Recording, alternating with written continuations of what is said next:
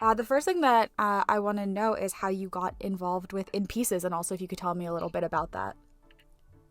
Yeah, absolutely. So, Joey Contreras is such a fantastic composer, and we've very much run in a lot of the same circles from before I even really knew. I did a production of Sweet Charity, the musical, when I was in my sophomore year of high school, I think. And he came to see it just kind of by chance.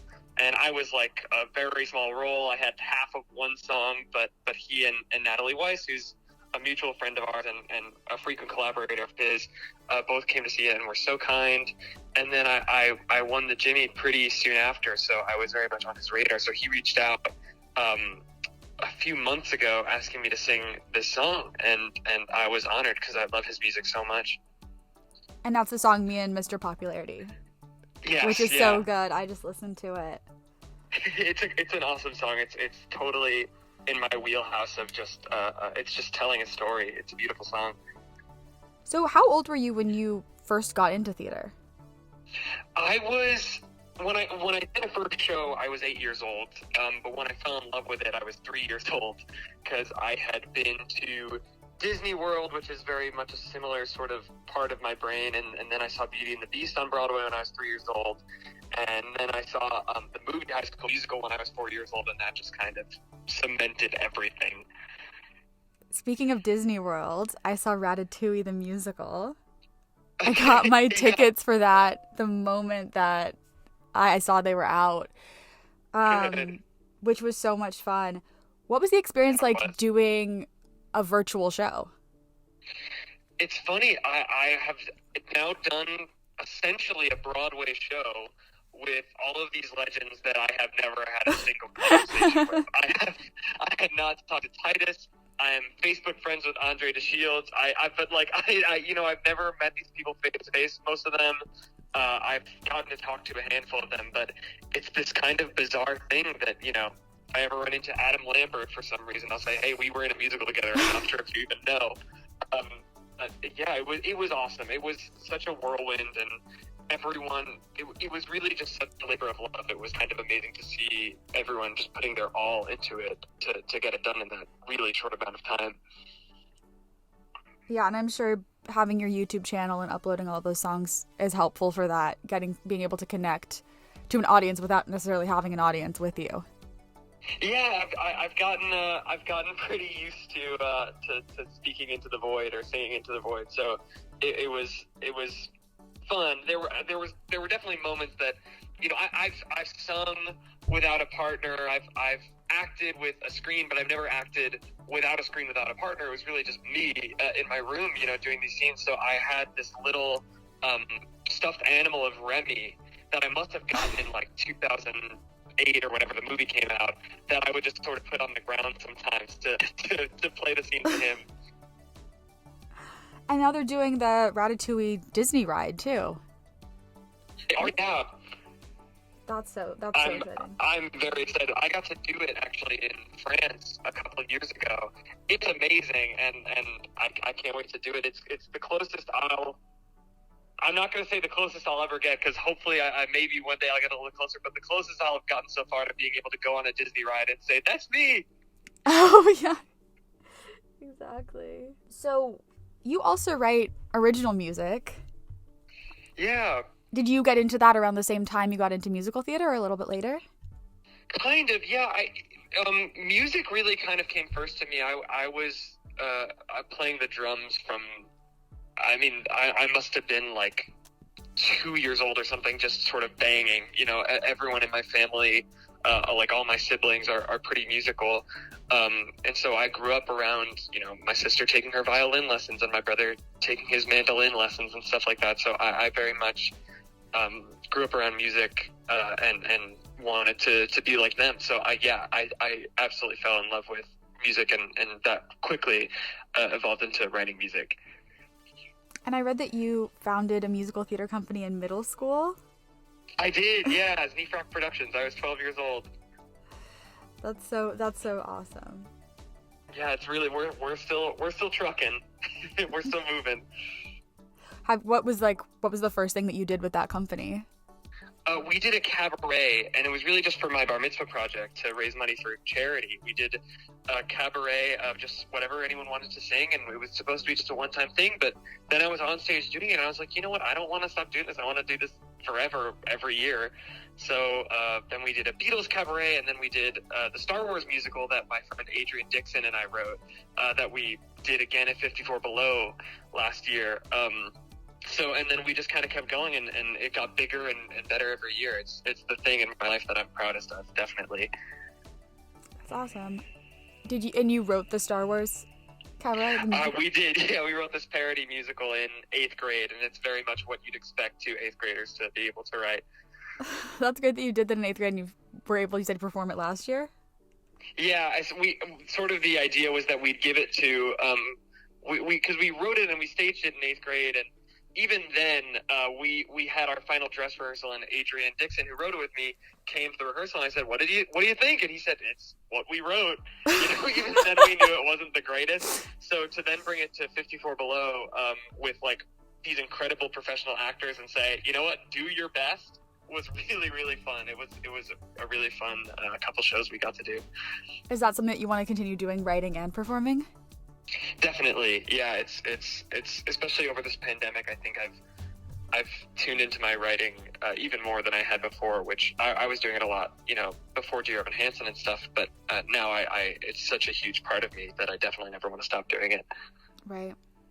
Is there anything that you're working on at the moment that you're writing that you're excited about that you can talk about?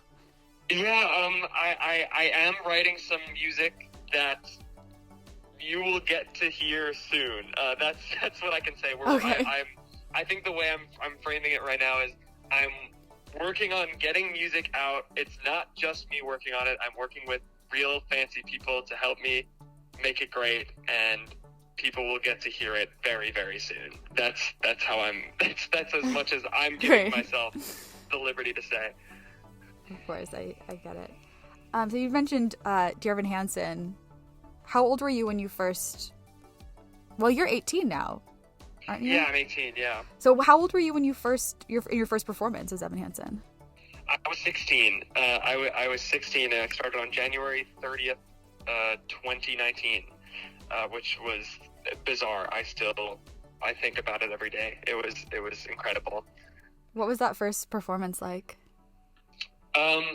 Probably the most scared I've ever been in my life. But also, I think I knew about half the people in the audience, actually. I it was all the people I've ever done theater with and who have ever been in my life were there to support me. And there's this moment at the top of the show, if you haven't seen it, where Evan opens his laptop and this light is on him. And I think there must have been just this wave of cheers and applause for it felt like an hour, but I think it was probably 30 seconds or something. But it's a feeling I will never, ever, ever forget.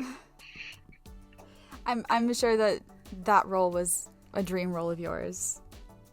Absolutely. It was the dream role of mine. And the fact that, I thought maybe I'll be able to do it when I'm 26 or something. Never did I think I'd be able to do it when I was 16. That seemed entirely impossible. So it was all of my dreams coming to fruition. And it's great to see an actual teenager playing a teenage role. You don't get to see that very often. It was a real gift to get to be a teenager playing a teenage role, because I didn't have to draw from memory, and I didn't have to fabricate something. It was all so fresh to me, and the cast, every cast I got to work with throughout my year was just so incredible and respectful of that. Right. Are you still close with the rest of the cast? Absolutely. Alex Boniello, who played Connor with me for my whole year, and we left together. He's my best friend. We talk too much. As well as really everyone else, Gabby Karuba, who played Zoe with me, and Will Rowland, who I didn't even get to do the show with. And I could keep listing people and forever, but really, yeah, they're still family to me. Were you going to regular high school at that time? I was being tutored in place of high school, but I actually finished everything quicker. I was able to graduate when I finished the show in January of 2020, as opposed to normal time of May, because I was done with the curriculum. So it was totally the perfect balance for me, and all my tutors were really respectful of my limits while also still pushing me and challenging me. It was real school. You know, I was really learning. There was no hiding, especially. Right. And what was the audition process like for that show? It is one for the history books. I did the Jimmy Awards, the National High School Musical Theater Awards, which Dear Evan Hansen sponsored. And Tara Rubin, who is the casting director of Dear Evan Hansen, was a judge, and Stacey Minish, the producer, was in the audience. Legend has it that Stacey texted Tara at intermission of the Jimmys and said, he needs to come in the room, that's our next Evan. And so it was a couple days later that I got an email asking me to come in and audition for the entire creative team, which are all heroes of mine, so it was bizarre.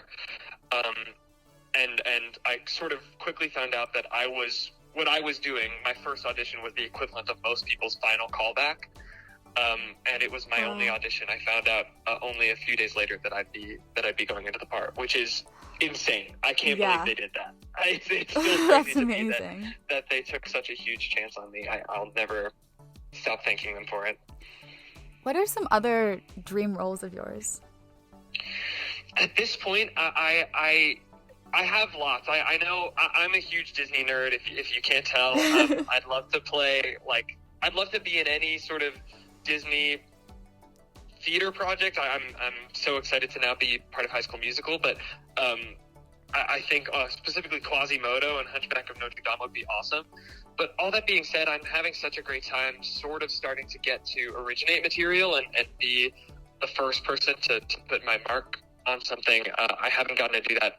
You know, I've gotten to do that in some readings and with a lot of the stuff I'm singing, like Joey Contreras' thing. Of course, I'm not the first person to ever sing that song, but to really not have the weight of past performances is such a great feeling, and just to get to make something my own is the best. So I'd love to continue to originate material. That's great. And that's exciting when you're writing for yourself.